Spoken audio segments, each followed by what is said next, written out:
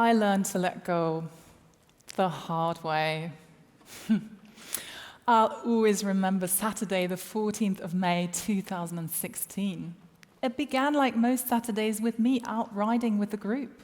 It was a stormy day. The trees were thrashing around, sprinkling blossom like confetti into the air. And my horse, responding to the elements, was as nervous as the weather. Then, when the group speeded up on an open field, my horse suddenly bolted. I tried desperately to stop her, but she just went faster and faster. In my panic, I tightened the reins, tried to rein her back in. But now, feeling trapped at the front, she liberated herself from my control, throwing her hind legs into the air, violently bucking me off. Now, some people see their life pass by in moments like these. All I could think was, roll off. And then I thought nothing more for a while as everything went dark. When I eventually opened my eyes again, I could only make out a blur of feet and legs moving hectically around me, and panicked voices drifted in and out of my consciousness. However, I had the distinct sense that something was fundamentally wrong with my arms, and I was right. Later on in hospital, I found out why. My left arm had broken off completely, and in the scan, it looked more like a broom that had split in two. Luckily, the doctors managed to screw it back on. And don't worry, there is a happy end to this story. I have all my movement back.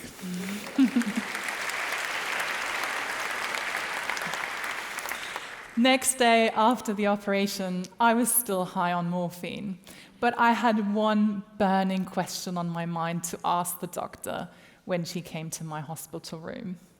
And you've got it. When would I be back at work? Now, it's crazy to think that that was the most important question on my mind, or even a question at all, after everything that had happened. But I'm afraid to say that at the time, I was so out of touch with myself, it was.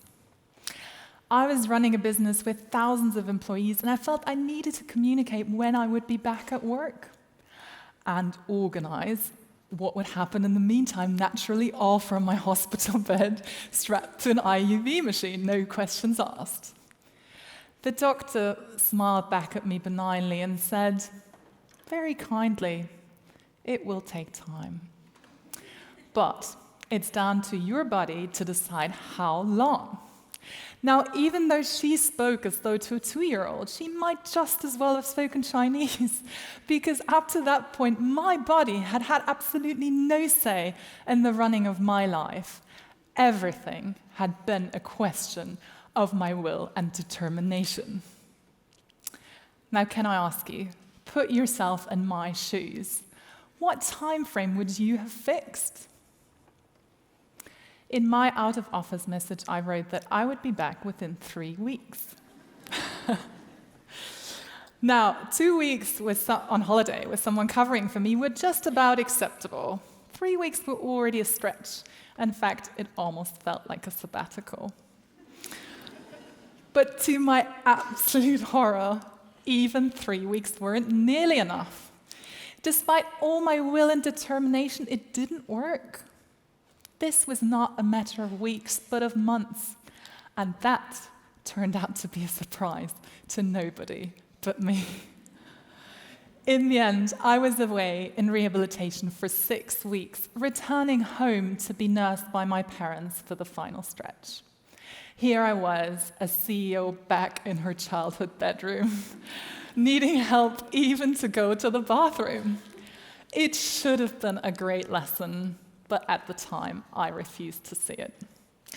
I could have opened a flower shop with all the flowers I got sent. I could have opened a bookshop on Buddhism with the books my friends sent me who knew my impatience. But instead of reveling in all this love and care, I was set on being furious and impatient with my poor body for the entire time. When I eventually returned to work, this is what it looked like.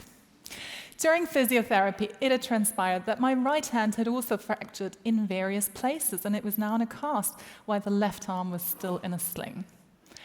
I couldn't write, open a door, or even carry a handbag. Siri had become my new best friend. I tried my best, but I was really only properly present in the office for 2 hours a day. I remember frequently disappearing into the first aid room for a nap, hoping that no one would notice. But then a miraculous thing happened, and one that I could never have foreseen. I couldn't really do anything, but everyone else just took off. My fear had been that if I came to a standstill, so would the business, or even worse, that it would all end in chaos. But that never happened. Instead, my team thrived. In fact, they blossomed. I have bad memory, so I used to take copious notes in meetings to compensate.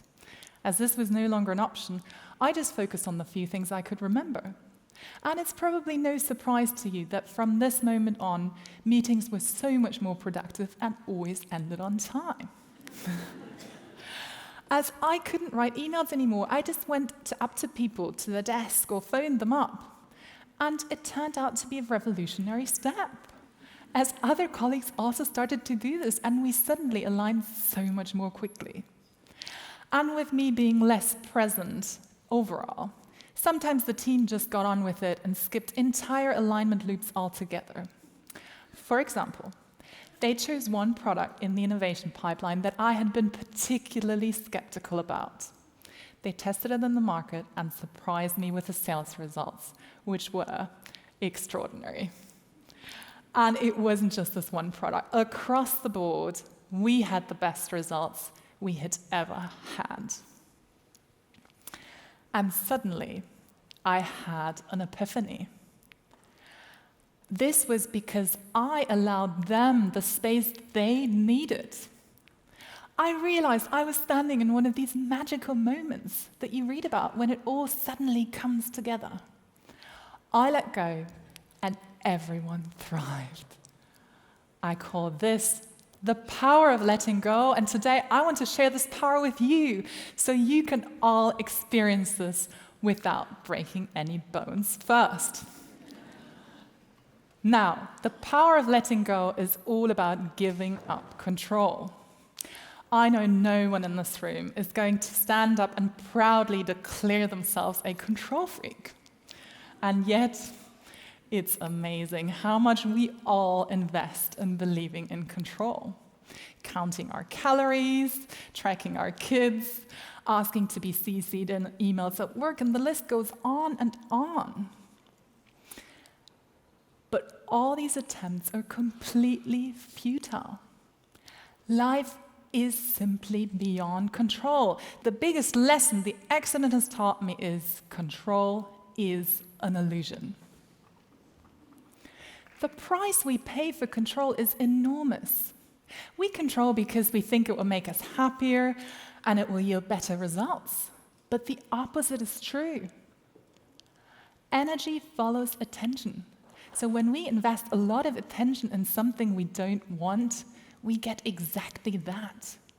The trouble is that the mind can't work out the word not. It can only identify what the attention is directed at. When my horse bolted, I focused all my attention on not falling, producing a fall. What is more, control takes all the joy out of life. My dad here is 81 and heartsick. His heart sometimes speeds up, but luckily, he has a smartwatch which can detect these crazy spikes in the heart rate. When we go out for walks together, we stop every couple of 100 meters or so and check the watch. When we find that the heart rate is way too high, we remain still until it's back to normal. Now we're trying to control his heart, but really, we're trying to stop him from dying. which we all know is an impossible feat even with a smartwatch. And this attempt to control destiny comes at a cost. It comes at the cost of living in the moment. When we stop so frequently and look at the watch, we lose the flow of our conversation. We miss the amazing clouds in the sky or the fresh smell of the lingering rain on the leaves. And we do this knowing full well that these precious moments together are counted, that they will not come back. Now, I'm not saying that we should be reckless, that we shouldn't be sensible or take reasonable precautions. But I am saying that we should be celebrating our time together, because that's what's precious, and that's what I want to remember. What I want to remember about my dad is his brilliant spirit, his generosity, his kindness, not his smartwatch. When control becomes our main focus above all else, it crushes joy, it crushes spontaneity and fun. So within all that sense and sensibility, let's live. Enough of that. How then do we all put control on the back burner and unleash the power of letting go? Now, I'm sure there are many ways of tackling this, but for me, it just came down to 3 things. They're simple, but by no means easy. It's choose trust, switch off your phones, and breathe. Now, at first sight, this might all look a touch esoteric.